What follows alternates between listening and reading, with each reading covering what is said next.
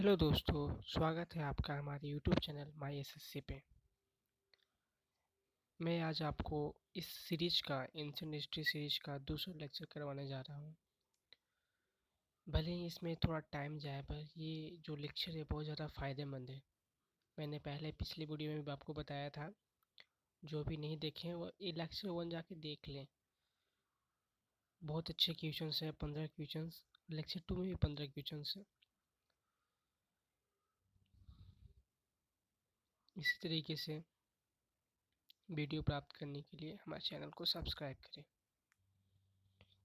और हाँ, एसएससी और रेलवे के जीके में कोई अंतर नहीं है, काफ़ी ज़्यादा सिमिलर है। इस वजह से आप एसएससी के स्टूडेंट हो या रेलवे के स्टूडेंट, जरूर से जरूर ये 15 क्वेश्चंस को देखें और समझें और जानें क्या खुद को हम समझ सकते कितने अंदर तक। तो शुरुआत करते हैं लेक्चर 2 की, जिसमें पहला क्वेश्चन है।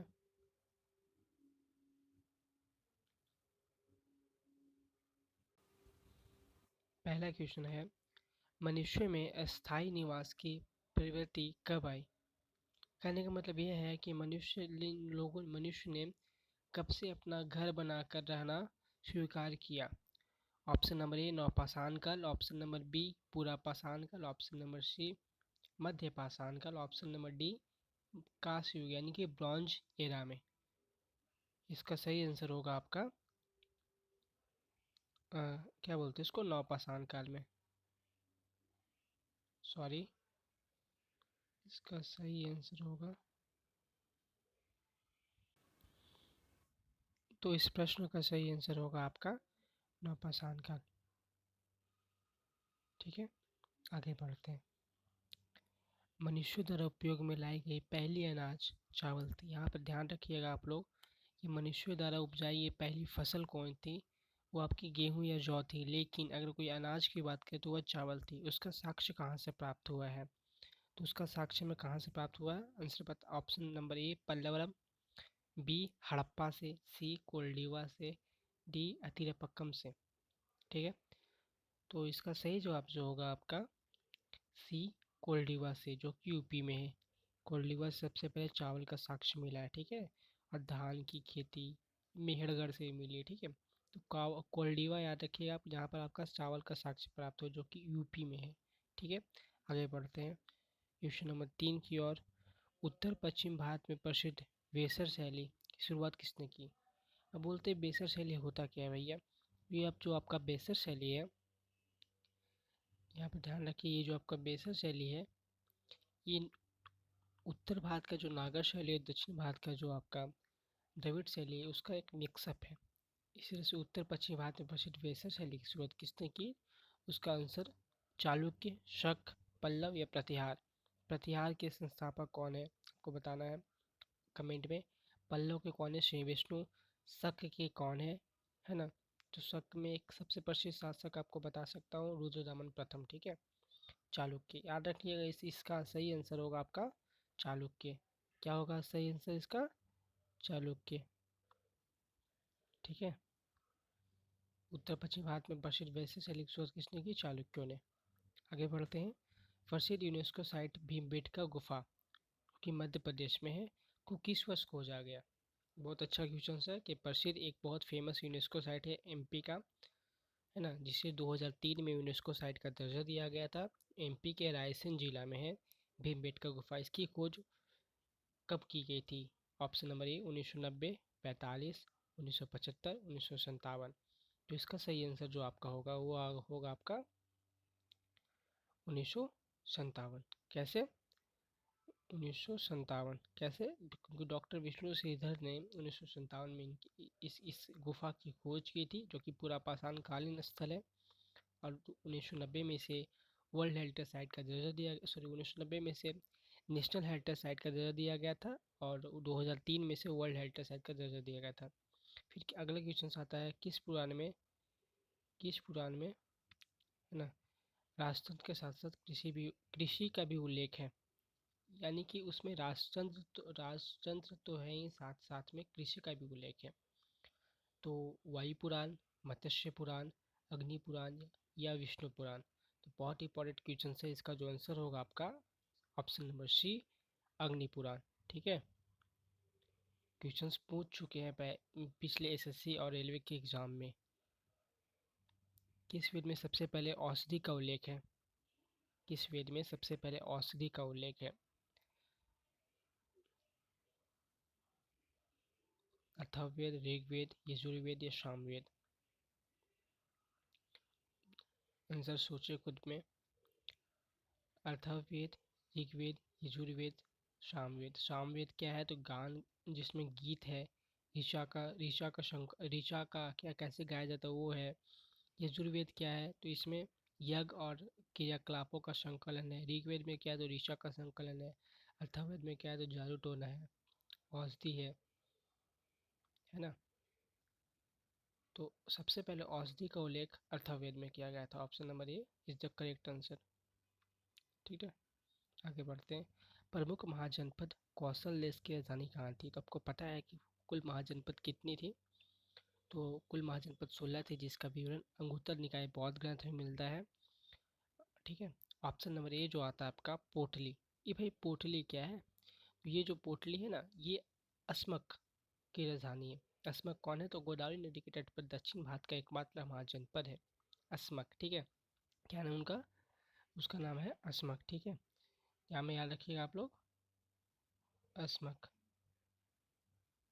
बहुत इम्पोर्टेंट नाम है अस्मक।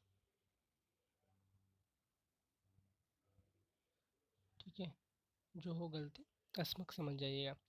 वही चंपा क्या है? चंपा आपकी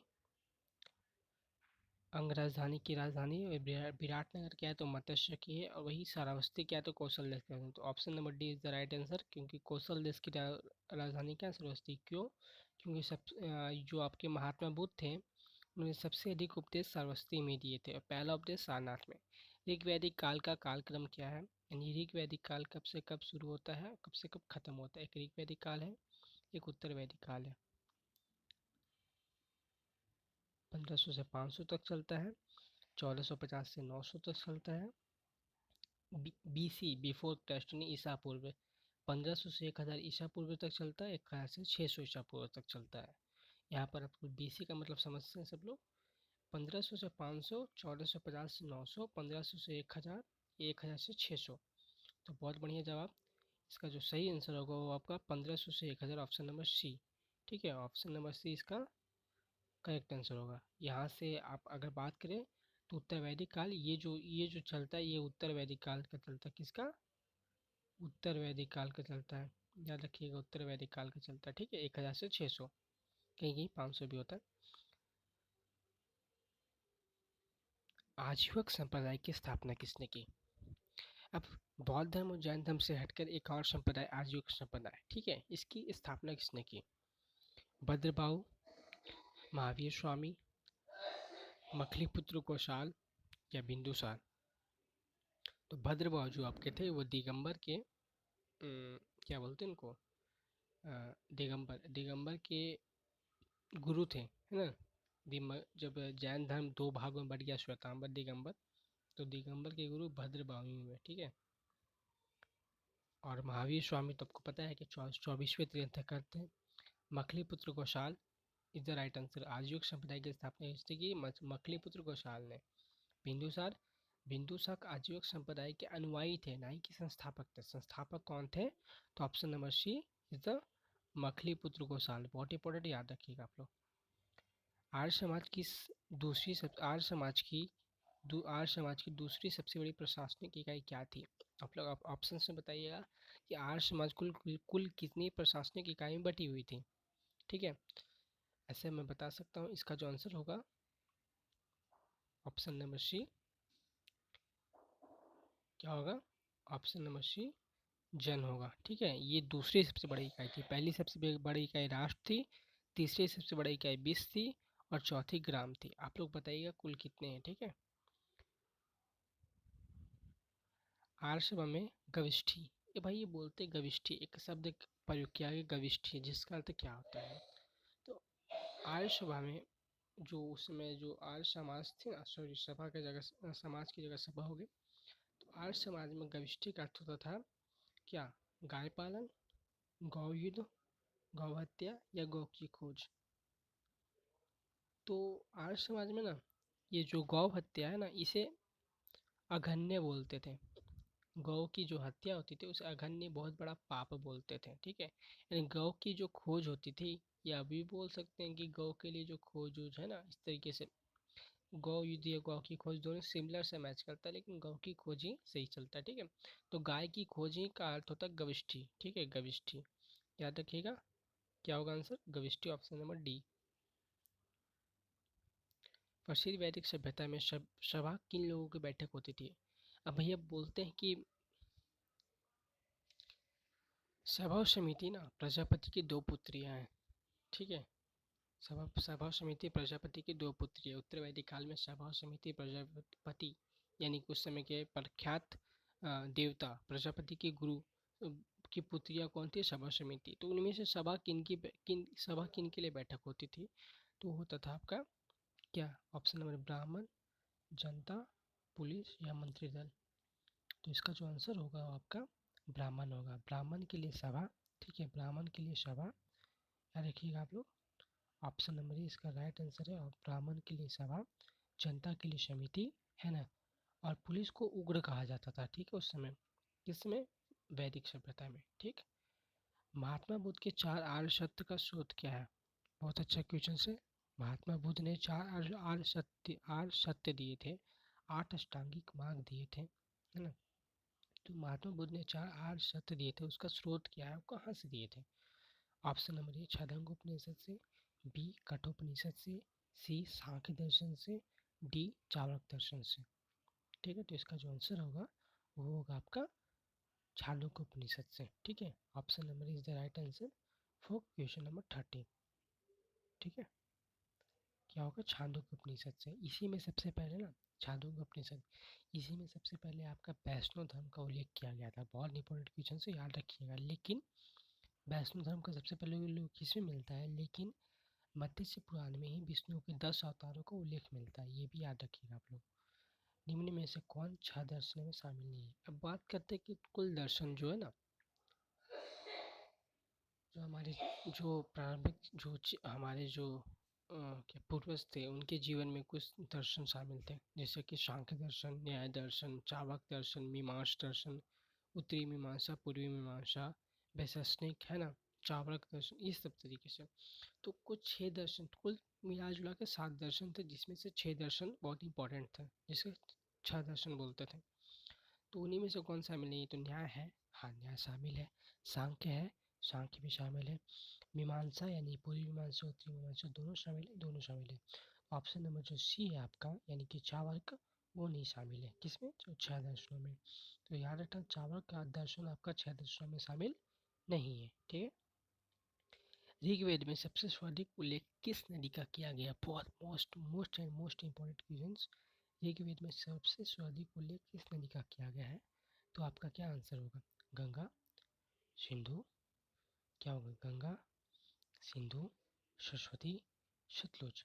यहाँ पर आप लोग याद रखिएगा ना कि सर्वाधिक उल्लेख पूछ रहा है। गंगा का तो एक बार हुआ है, ठीक है। सिंधु का सर्वाधिक बार सिंधु का उल्लेख हुआ है, ठीक है। सरस्वती का ना, इसे सबसे पवित्र नदी होली रिवर माना गया। क्या माना गया है? होली रिवर माना गया है। होली रिवर किसे माना गया? सरस्वती को। सतलुज को पंचनद बोला गया। ठीक है, आप लोग ये बताइएगा कि अ, पूर्व में सतलुज को किस नाम से जाना जाता था? ठीक है, क्लियर। अब आते हैं आपके होमवर्क की ओर।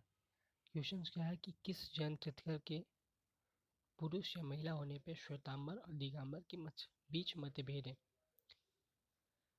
मतलब कि बोलते हैं कि जो वो जैन तीर्थंकर है ना, श्वेतांबर बोलते हैं कि वो पुरुष है, तो दिगंबर बोलते हैं कि वो महिला है। इस तरह के कौन से जैन तीर्थंकर है? ठीक है, और कौन से नंबर के हैं, ये आपको बताना है कमेंट में। बहुत ठीक है। और कल का जो क्वेश्चन था उसका क्या था कि जैन धर्म का प्रारंभिक इतिहास का साक्ष्य किस पुस्तक से मिलता है? तो उस पुस्तक का नाम है आपका कल्पसूत्र। याद रखिएगा, उस पुस्तक का नाम क्या है आपका? कल्पसूत्र। ठीक है, और इसके जो लेखक है वो भद्रभाव है। भद्रभाव बताया था ना आपको, जो दिगंबर के गुरु थे। ठीक है, Thanks for watching my video and subscribe my channel @myssc3214। और